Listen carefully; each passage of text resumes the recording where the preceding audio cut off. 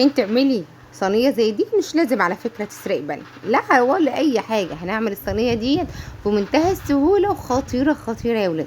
شوية رز متبهرين حلوين جدا، شوية بقى رقاق كده على جنب كده، وفرخة مشوية بتتبيلة خطيرة خطيرة خطيرة خطيرة. هنلف صينية زي دي، ممكن تروحي تاكليها على السطح، تروحي تاكليها في الجنينة، تروحي تاكليها في أي مكان. المهم ايه؟ انك تخرجي من بيت الكئيب ده. اخرجي يا ستي من بيتي اللي انت قاعده فيه ده، بجد البيت ده هيجيب اجلك. ازيك حبايبي؟ عاملين ايه؟ يا رب تكونوا بالف خير. تعالوا النهارده بدايه يوم جديد وروتين جديد ونشاط وحيويه جديده وصينيه ايه ترم العظم، ترم العظم بجد. صباحكم عسل وقمر وفل وياسمين وورد وكل حاجه حلوه. وتضغطوا لي لايك للفيديو لو اول مره تشوفيني، بسي اشتراك في القناه. ويلا بقى ندخل على الفيديو. تتبيله حلوه جدا للفراخ.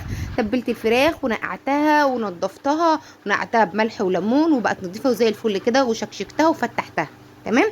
هنعمل بقى ايه؟ بصل، ليمون، ليمون بقشره. ما تخافيش من الليمون وتقولي الليمون هيبقى هيمرر ومش عارفه، مفيش الكلام ده خالص. وجوه التتبيله ما تخافيش اي حاجه، ممكن حتى تحطي الثوم بقشره ما تخافيش منه.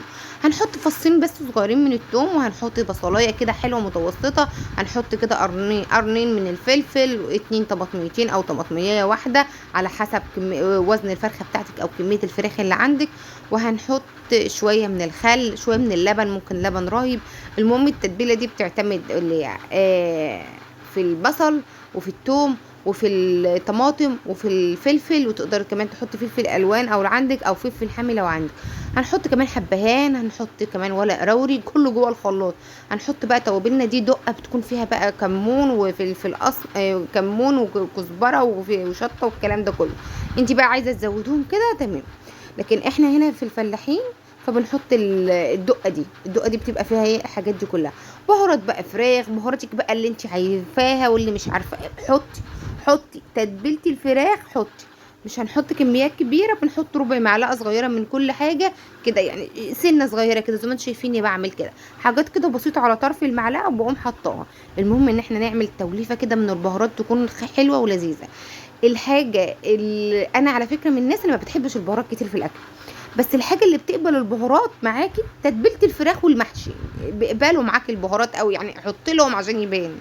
والمحشي كده بقى ليه حاجات كده لازم تتعمل فيه. اما تتعمل فيه، احنا مش هنتكلم عن المحشي النهارده، احنا خلينا النهارده في الفراخ. كان عندي لبن رايب، قلت هحط منه كده شويه زي ما انتم شايفين. اللبن ده كان رايب كده في البيت، حطيت منه شويه. لو انت عندك زبديه حطي، عندك لبن حليب حطي، بيقبل اي حاجه معاكي. بس بتطر الفراخ وتبقى حلوه جدا. معلقتين بقى 3 كده من الخل، او معلقتين من الخل، بيكون طعمه حلو جدا، وهيفتح لك الفراخ ويخليها تستوي بسرعه. النهارده هنشوي الفراخ في الفرن، وكمان هنديها طعم الفحم، بتكون حلوه جدا. انا كنت زمان علشان ما اقعدش الفرخه على الفحم بتقعد شويه كتير، اشوي قد الفحم. مش عارفه الكلام مش راضي يجي معايا. ادي الفراخ صدمه على الفحم الاول حتى لو كميه الفحم قليله، وبعد كده اشيلها بقى، هي كده خلاص خدت الصدمه. قفلت مسامها، اتشمعت كده على الفحم، اتشمعت حتى بس مش لازم تكون خدت لون. وبعد كده اشيلها ادخلها الفرن، بتكون طعمها زي اللي معموله على الفحم من الاول للاخر، مفيش اي مشكله. او ان انا ادخلها الفرن وبعد كده اولع عليها فحمايه او اتنين واقفلها بيها. فعندك الطريقتين دول تقدروا تعمليهم، وبتكوني عامله ايه؟ ميكس كده بين الفحم والفرن، وبتديكي ريحه الفحم وتكون خطيره. الطريقتين اللي بقولك عليهم دول مش هتندمي على فكره. لو عندك كميه فحم قليله ممكن تولعيها، تحطي الفرخه بتاعتك تاخد صدمه الوش ده والوش ده 5 دقايق حتى على كل جنب. اول كده بس ما تبيض كده او تقفل المسام بتاعتها، تقدري تشيلها تحطها في صينيه وتحطها جوه الفرن، بتكون شربت ريحه الفحم وتكون ريحتها حلوه جدا. او انك تحطها في الفرن وبعد كده تخرجيها تعملي لها فحمايه او اتنين. بس اهم حاجه انك تقفلي عليها، لا في علبه حافظ طعم تتقفل جامد جدا، لا في اي حاجه. المهم تكمريها كويس قوي، او مثلا بس بعد ما تغطي عليها تقدري تحطيها مثلا في ملايه. المهم تلف عليها كويس قوي في ورق فويل بعدها بملايه. المهم ريحه الفحم لازم تتغول جوه اللحمه. تمام. معلقتين بقى من الزيت، ما بحطهمش في الخلاط، بحطهم كده على طول، وانزل بقى التتبيله، واسيب بقى الفراخ ديت مع بعض مع نفسها كده بقى. لو احسن حاجه انك تعمليها من بالليل وتسيبها للصبح، تكون بقى التتبيله دي بقى توغلت كده، توغلت خطيره خطيره خطيره. بعد كده بقى احطهم جوه صينيه زي ما انتم شايفين كده. بعد فتره كده بقى ساعه ولا ساعتين احطهم جوه صينيه، وهندخلها النهارده الفرن لغايه ما التتبيله دي تنشف خالص. وبعد كده ايه؟ تكون بقى شربت بقى الفراخ بقى، شربت التتبيله دي كلها واستوت ودخلت واستوت خالص يعني تمام. هندخلهم كده بقى الفرن وتعالوا نشوف هنكمل هنعمل ايه النهارده. انا عندي الفرن بانبوبه اللي في البلكونه، شايفين بقى حركات حركات. عندي الفرن بانبوبه اللي في البلكونه ده، فبحطهم فيها بقى تاخد لون كده وتستوى بتون خطيره. هتقولي ام كريم حرقتي الفرخ؟ حرق؟ لا، هي التتبيله اللي اتحرقت اللي تحت، وانا بحب انشفها. انا مش هطلعها فيها صوت خالص، انا عايزاها تنشف خالص، فانا بحب الحاجه تكون ناشفه كده. وبعد كده طلعتها ولعت لها فحمتين زي ما انتم شايفين كده. هنحط على الفحميه اللي والعه ديت شويه كده من الزيت، هتلاقيها دخلت كده وطلعت الدخان، اكبس على طول. بعد بقى الغطا اللي اتحط ده بقى ورق فويل بقى، ولفيت في ملايه والدنيا تمام. بعد كده رحت كده على البوتاجاز، عصقت حته لحمه مفرومه. كان عندي كده مكعبين من لحمه مفرومه حمرين كده، حمر كده. طلعتهم ضربتهم في الكبه وعملت لهم كده بصلتين كبار وعملتهم. هنعمل برز برضو، بس مش هكتر البهارات فيه كتير، لان من الحاجات اللي ما بحبش البهارات تكون فيها كتير هو الرز الحقيقه يعني. يعني ايه، قرفه، ورق روري، ليمون. وبعد كده شوحت البهارات الصحيحه كده بحبهان. وبعد كده هنزل بهارات اللي هي ايه، اللي مش صحيحه، اللي هي البودر بقى، زي الكاري، زي الكركم، زي الحاجات دي كلها. ومرق الدجاج، واقلب. دي خلطه كده بتاعت الكبسه، بس طعمها حلو جدا، جايباها من العطار. فبعد كده هنحط كمان مرقه الدجاج، وهنقلب الكلام ده كله في بعضه كده، وما حطيتلوش بصل ولا اي حاجه. الرز لو انت هتخرجي بيه من مكان لمكان، راحه مصيف، راحه مش عارفه ايه، استغني عن البصلايه خالص وما تحطهاش، لان هي هتاثر لك من عمر الرز، وهيديكي معاكي ريحه مش حلوه يعني. عشان ايه؟ لو هتقعدي في مصيف وهتاكلوا لسه على الظهر وعلى العصر على المغرب، وماشيه من بدري من اول اليوم، فخلي بالك من الحتت دي، بما اننا كلنا الايام دي مثلا ايه، هنخرج رايحين مصيف، هنروح هنا هنروح هنا، الكلام ده كله. شايفين في الكاميرا قاعده تروح كده وتيجي كده. هنخلص بقى الرز كده وظبط الملح بتاعه، وهغطي عليه. كمان انا لفيت الرقاق كده مع نفسي، جبت كده نص كيلو من الجلاش ولفيت الرقاق كده مع نفسي. هعمله بقى بيضه وشويه اللبن، وهدخله كده ياخد اللون كده بعد الفراخ ما طلعت، يعني ده كان بعد الفراخ ما طلعت على طول. هدخل كده بقى الجلاش ياخد لون. كنت ممكن اعمل كفته، بس ما كانش عندي الا حته لحمه صغنطوطه كده زي ما قلت لكم، مكعبين كده لقيتهم في الفريزر. قلت لهم تعالوا، ده انتوا كنز، انتوا موجودين هنا بتعملوا ايه؟ وقمت رايحه عاملاها صينيه الرقاق دي، كانت حلوه جدا. تقدري تكتري اكتر من كده لو انت خارجه في خروجه او في عزومه، او معزومه على الجنينه، او اي حاجه وهتعمليها. على العموم تقدري تعملي بقى كفته. تشوفي بقى انت لو رحتي جبتي صينيه زي دي، فيها رز، فرشه رز، وفيها كفته، وفيها فراخ، وفيها رقاق، ممكن توصل لكام في اللي احنا فيه ده في الاسعار دي؟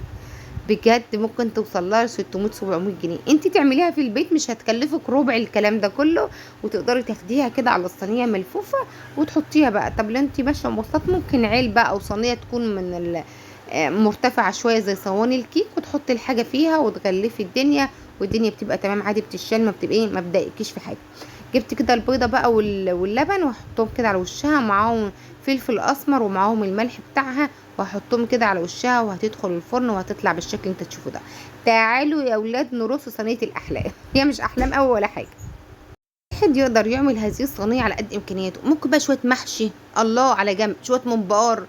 يعني الصواني اللي بنشوفها كده في قلب الفيسبوك، اللي هقول لكم صينيه ب1000 جنيه، وصينيه مش عارفه بايه، وصينيه ب600 و700، والصواني اللي كلها كده لحمه كده وممبارات ومحاشي، نقدر نعملها في البيت. شايفين الرز زي العسل ازاي، من اول حبايه لاخر حبايه، ومفرفط وجميل وزي العسل، وطعمه حلو جدا. تقدري كمان ترشي عليه شويه من المكسرات بعد ما تعمليه كده. انا هرش عليه شويه زبيب كده، واللي هو لسه سخن كده. فالزبيب انا مش هنا لا نقعت الزبيب ولا اي حاجه، انا رشيته عليه زي ما هو كده، وهو سخونيته كده هتخلي الزبيبات يتنفخ كده وتخليها زي الفل، لان الرز كان لسه طالع من على النار حالا. تقدري بقى ترشي شويه زبيب كده متحمرين، شويه سوداني متحمصين في قلب معلقه من السمنه، وتقدري تحطيها على وش الرز كده، بتكون خطيره خطيره خطيره. حقيقه لا كان عندي سمنه ولا كان عندي سوداني، مش مشكله. طلعنا بقى الفرخايه القمر دي، وهنطلع شويه الجلاش العسل ده وهنرصها. انا كنت عامله الفرخايه كده على 2 كده، شايفين اهو، يعني مش قطعه النص، لا كده. كانت حلوه جدا، وريحه الفحم خطيره، وعلى فكرة الفراخ اللي بتتعمل فرفور بتكون طرية، ولا عمرها تكون ناشفة، ولا تخافي ان هي تبقى بتشد منك ولا الكلام ده كله. لانك ممكن تروحي تجيبي فراخ مشوية من المحل، اوقات كتير مش كل المحلات بتعرف تخدم الفراخ المشوية قوي. اوقات تلاقي يبقى فيها تتبيلة، اوقات تبقى مايعة، اوقات تبقى محروقة، اوقات تبقى الصدر بتاعها ناشف. فسيبك من كل الكلام ده كله، يعني هنروح ندفع فلوس من بره وكمان تطلع مش عارفة ايه ومش عارفة ايه؟ لا، احنا نعمل الحاجة في البيت، واحنا ستات بيوت شاطرة وعسلات وامارات، ونستاهل احسن حاجه في الدنيا، ونستاهل ان احنا نبسط نفسنا، ونستاهل ان احنا نسعد نفسنا، ونستاهل احسن حاجه. لان يا ولاد الكآبه ما يجيلكش منها الا المرض. بجد ما هتاخديش منها حاجه. كآبه كآبه كآبه. مر عليا الايام اللي فاتت كانت صعبه قوي. لا لا لا، انا هطلع نفسي، انا جدعه وهطلع نفسي من اللي انا فيه. ويا رب ادعوا لي كده بدعوه حلوه كده بصدر الغيب، ولكم بالمثل فيها، وربنا يبارك لكم في اولادكم، ويا ربنا يسعدكم ويبعت لكم كل الحاجات الحلوه. لان انا بحبكم في الله، وحاسه بيكم، وقد ايه انتوا بتحبوني، وقد ايه انتوا عايزين لي الخير، وقد ايه عايزين ان اكون احسن. فبحبكم في الله. عايزه اقول لكم مش ان انا ما عنديش فيديوهات، لا انا بصور وعلى فكره وعندي فيديوهات على التليفون، بس حتى المونتاج مش ما بعملوش. ليه بقى؟ ما اعرفش، يعني حالتي كانت نفسيه كانت مش احسن حاجه. فما كنتش حتى يعني الحاجات على التليفون والفيديوهات على التليفون، وكل يوم ممكن اقوم اصور وامسك التليفون واعمل حاجه ومش عارفه ايه. لكن اني انزل فيديوهات ما عادش، مش عارفه بقى قفلت من هذه القناه ولا ايه. فادعوا لي كده، يعني ربنا يسهل. الاحباطات اللي بتجيلك دي على فكره مش من فراغ. لا لا لا لا لا, لا. اولا تبقى من الناس اللي حواليكي.